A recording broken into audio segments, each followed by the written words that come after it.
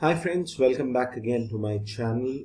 This is Vinit here, and as promised in my earlier videos, today we are going to discuss about the IELTS writing module. Now, initially I was in a dilemma whether to start the general writing first or to begin with the academic writing, but I eventually came up with a solution and I decided that the best part would be we would get started with IELTS writing task 2.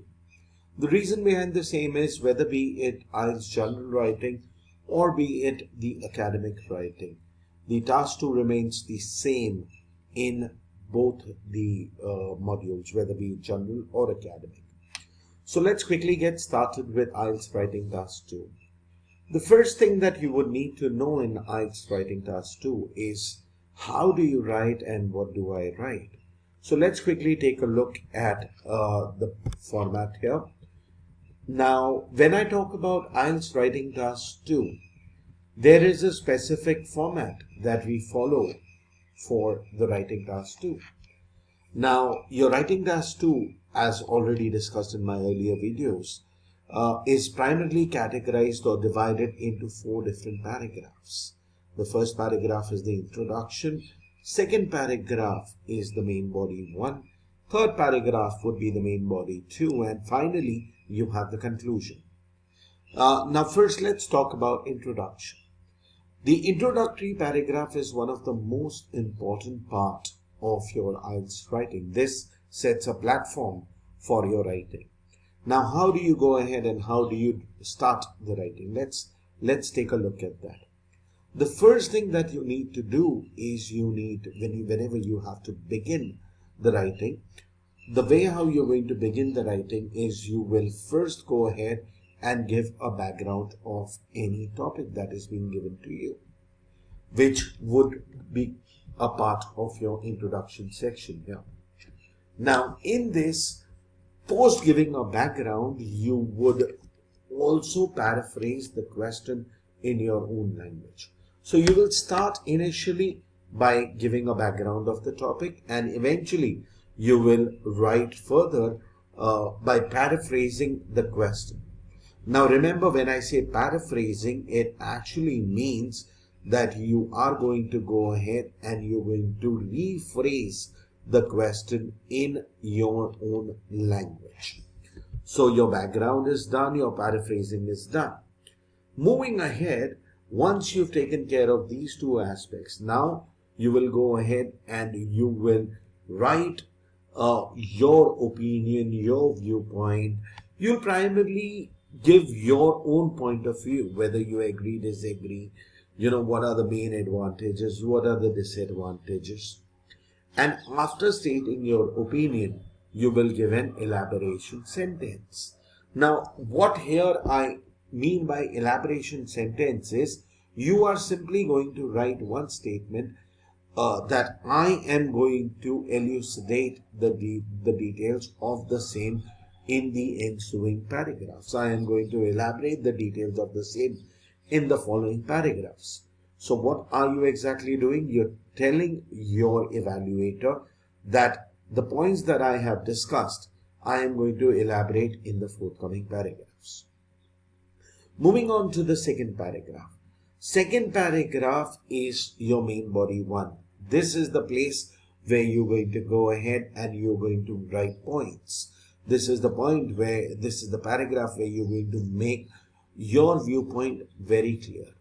Now, a very common mistake that majority of the students do here is they try to fill in each and every idea, each and every thought that they have. But remember, the rule for writing ideally is do not club everything in the first paragraph. All you need to do is you need to go ahead, you need to write your topic sentence, which is your main point. Remember, your main point should comprise only of 1 or 2 main things, not more than that. Post which you're going to explain what you've written in the main point, and eventually you will give an example of the same. Now, a common question that I usually get from my students is that, sir, should we go ahead and write an example which is true, which can be seen? So the reply to that is no. You have to be creative here.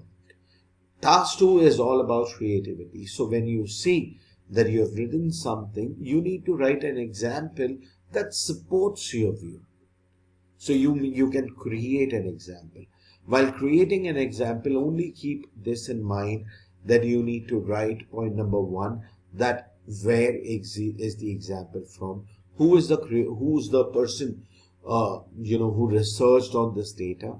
For example, you can write that as per a recent survey which was conducted by Messrs. Smith and Associates in 99 in Germany, it was concluded that whatever your main points are.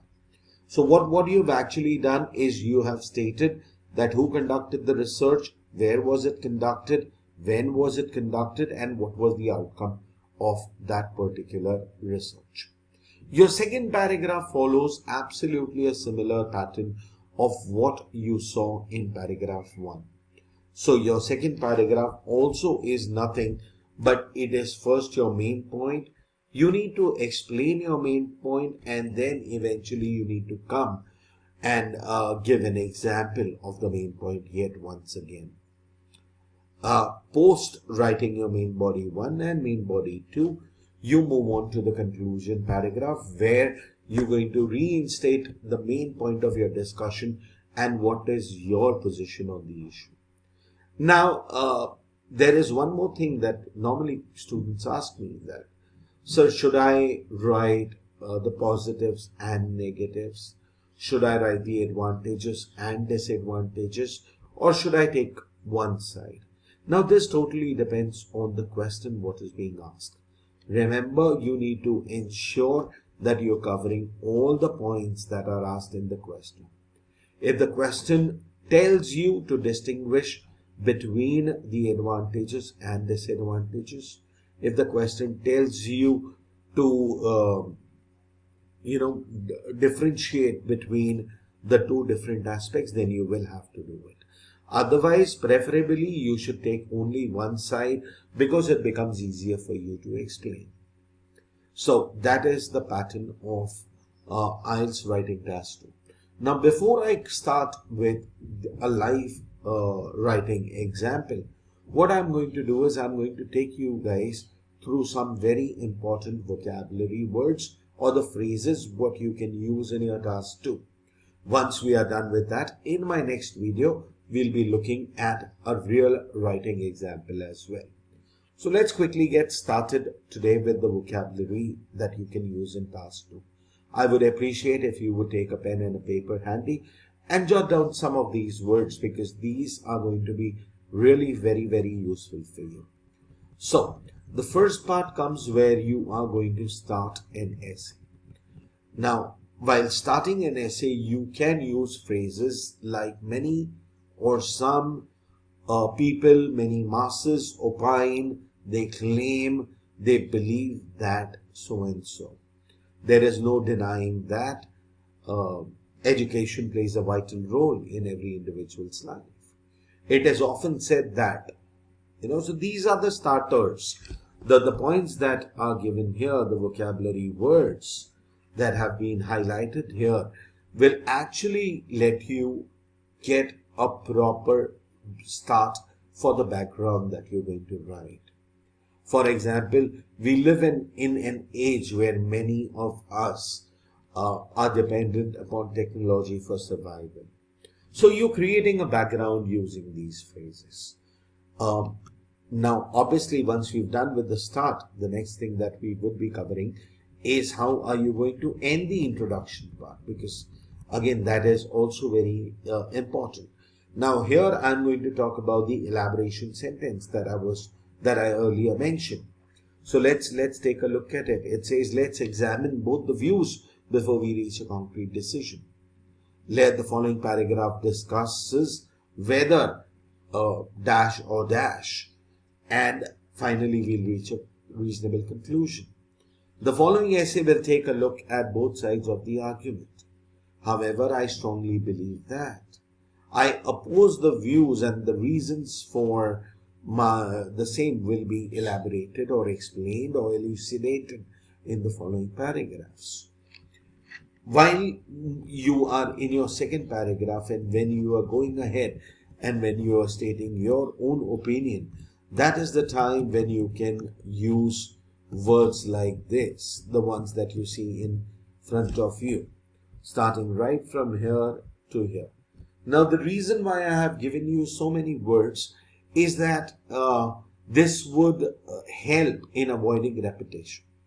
For example, in my opinion, I strongly opine that, in my view, apparently, personally speaking, it seems to me that, to my mind. So these words will help you begin an introduction or begin your opinion. Apart from that, you can also use words in the second part like "it is indeed true that." Now remember, your second paragraph is your main body one. So this is the first point where you're going to go ahead and mention something. So you can also use words like "first of all," to begin with, "initially," to commence with, and many such more words. The second paragraph that you would have, that's your main body one, would go ahead and it would discuss many other things as well, because here you're going to elaborate a little more on what you call as writing or in expressing your opinion. So here you will use words like "secondly," "thirdly," to add to it, "also," "besides," "moreover," because here you're going ahead and you're elaborating your same viewpoint a little further. If you have to compare something, you can use words like "in the same way," "likewise," "similarly," like the previous point, "similar to."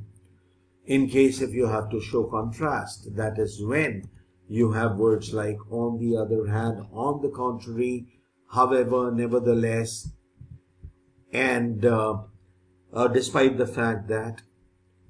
In case if you wish to show an example, or whenever you write, after writing your main point, when you're coming to the example, that is where you can use words like "for instance," to show an example, to give an example. A very good word is to cite an example as well.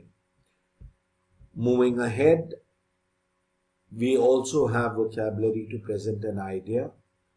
This is where I was talking about when you create an idea.